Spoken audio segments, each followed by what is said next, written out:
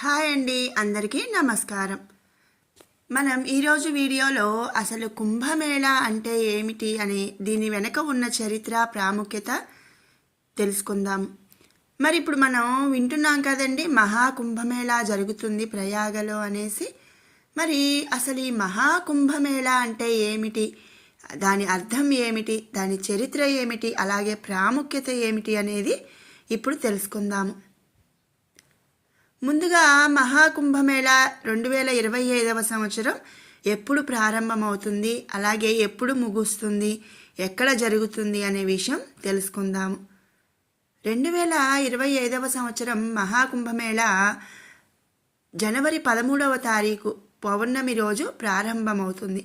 అలాగే ఫిబ్రవరి 26వ తారీఖుతో పూర్తి అవుతుంది.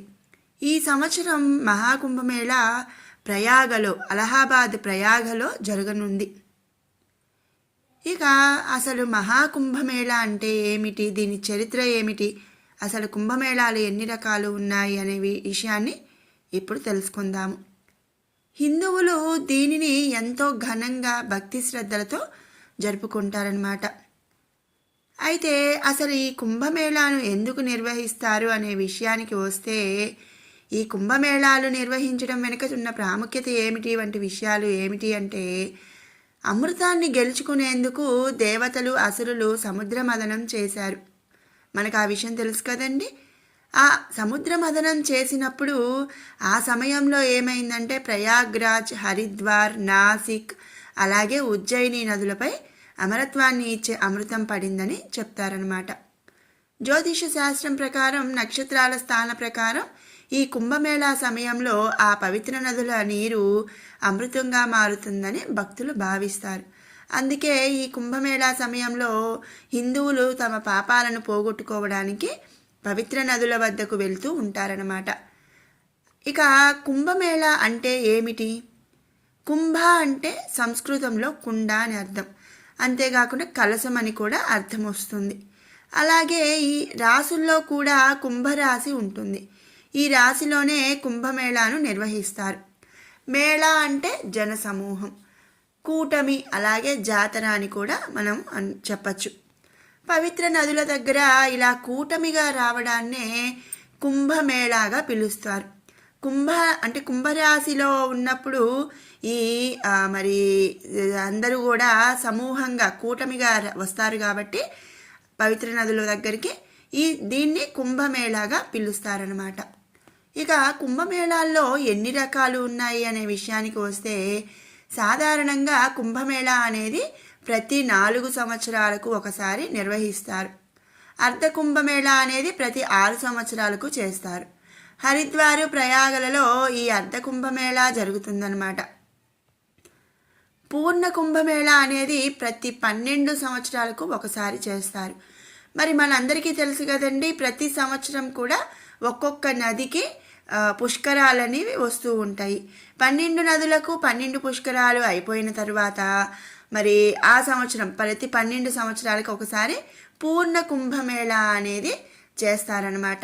ప్రయాగ, హరిద్వార్, ఉజ్జయిని, నాసిక్లలో ఈ పూర్ణ కుంభమేళా అనేది జరుగుతూ ఉంటుంది. ఇలాంటి పూర్ణ కుంభమేళాలు 12 పూర్తి అయిన తర్వాత, అంటే మరి 12 సంవత్సరాలకి ఒకటి చొప్పున 12 పూర్తి అవ్వటం, అంటే 144 సంవత్సరాలకు ఒకసారి మహాకుంభమేళా అనేది జరుగుతుంది. ఇది అలహాబాద్లో నిర్వహిస్తారు. ఇప్పుడు జరిగేది మహాకుంభమేళా అనమాట. అంటే ఇప్పటికి 144 సంవత్సరాల నుంచి 12 పూర్ణ కుంభమేళాలు పూర్తయ్యాయి కాబట్టి ఇప్పుడు మహాకుంభమేళా జరుగుతుంది. దీనిని అలహాబాద్గా చెప్తున్న ప్రయాగలో నిర్వహిస్తున్నారన్నమాట. ఇక మరి ఈ ప్రాంతాలను ఎలా ఎంచుతారు అనే విషయానికి వస్తే, సూర్యుడు, బృహస్పతి గ్రహం స్థానాల ఆధారంగా కుంభమేళాను నిర్వహిస్తూ ఉంటారు. సూర్యుడు, బృహస్పతి సింహరాశిలో ఉన్నప్పుడు కుంభమేళాను నాసిక్లోని త్రయంబకేశ్వర్లో నిర్వహిస్తారు. అలాగే సూర్యుడు మేషరాశిలో ఉన్నప్పుడు హరిద్వార్లో చేస్తారు. బృహస్పతి, సూర్యుడు వృశ్చిక రాశిలో ఉన్నప్పుడు ఉజ్జయినిలో నిర్వహిస్తారు. ఇలా ప్రతి స్థానంలోనూ కుంభమేళా నిర్వహించే తేదీలను సూర్యుడు, బృహస్పతి స్థానాల ఆధారంగా లెక్కిస్తారన్నమాట. ఇక 2013 అలహాబాద్లో జరిగిన కుంభమేళాకు 30 మిలియన్లకు పైగా భక్తులు హాజరయ్యారని మరి ఇది గిన్నీస్ ప్రపంచ రికార్డులను నెలకొల్పిందనమాట. అయితే ఈ ఏడాది మహాకుంభమేళాకు సుమారు 40 కోట్ల మంది భక్తులు ప్రయాగ్రాజ్కు వస్తారని మన కేంద్ర ప్రభుత్వం అంచనా వేస్తుంది. దానికి సంబంధించిన అంశాలపై దృష్టి సారిస్తుందని చెప్పారు. ఇక ఈ మహాకుంభమేళా ప్రాముఖ్యతలు. మహాకుంభమేళాను ఆధ్యాత్మిక మేల్కొలుపులుగా చూస్తారనమాట. ఇది మత సామరస్యాన్ని పెంచే వేడుకగా చెప్తూ ఉంటారు. ఈ కుంభమేళా సమయాల్లో పవిత్ర నదుల్లో స్నానం చేస్తారు. తమ పాపాలను కడిగి ఆధ్యాత్మికంగా వృద్ధి చెందుతారని కూడా భక్తులు భావిస్తారు. ఈ కుంభమేళాల్లో సాధువులు, ఋషులు, ఆధ్యాత్మిక నాయకులు కూడా హాజరవుతూ ఉంటారు. సాంస్కృతిక గొప్పతనానికి ప్రతీకగా ఈ కుంభమేళాను ప్రతిబింబిస్తూ ఉంటుంది. ఈ మేళాలో నాగసాధువులు నగ్నంగా, సన్యాసులు బూడిద రాసుకొని కనిపిస్తూ ఉంటారనమాట. వివిధ ప్రాంతాలు, కులాలు, మతాల ప్రజల మధ్య సాంస్కృతిక మార్పిడిని ఇది సులభం చేస్తుంది అని చెప్పి మనం తెలుసుకోవాలి. మరి ఇదండి మహాకుంభమేళా యొక్క చరిత్ర, ప్రాముఖ్యత. మరి ఎప్పుడు మొదలవుతుంది, ఎప్పుడు ముగుస్తుంది అనే ఎన్నో విషయాలు. మరి మీకు ఈ వీడియో నచ్చినట్టయితే లైక్ చేయండి, షేర్ చేయండి. అలాగే మరిన్ని అప్డేట్స్ కోసం మన ఛానల్ని సబ్స్క్రైబ్ చేసుకోండి.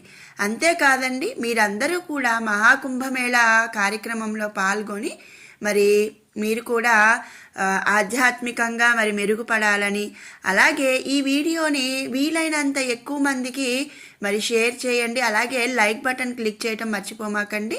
ఎంత ఎక్కువ మందికి అంటే ఇలాంటి ఆధ్యాత్మిక విషయాలు ఎక్కువ మందికి వెళ్ళాలి అని చెప్పి ఒక చిన్న ఆశతో మీకు ఈ వీడియోని షేర్ చేస్తున్నాను.